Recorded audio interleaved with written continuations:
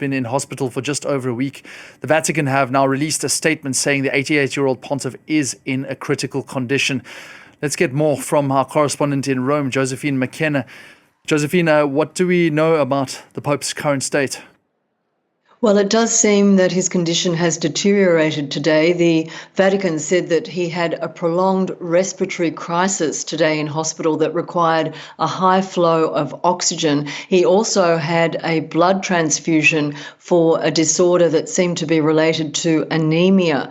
Now, the doctors briefed the media yesterday for the first time since Pope Francis was admitted to hospital a week ago.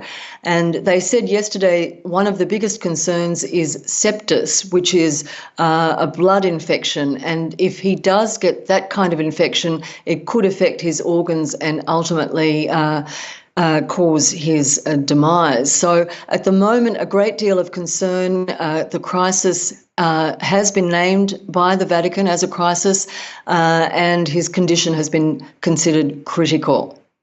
So a lot of millions of Catholics are going to be watching on very anxiously at the Pope's health. What is his outlook like? Well, the doctors who briefed the media yesterday said that he would have to stay in hospital at least another week. Now, he's already been in there for 8 days. He's staying on the 10th floor of the Gemelli Hospital in Rome. He has a private suite, and we're getting updates in the morning and the evening. But there is a great deal of concern about the deterioration that we seem to have seen today, and tonight will be critical in terms of what happens next. Joseph.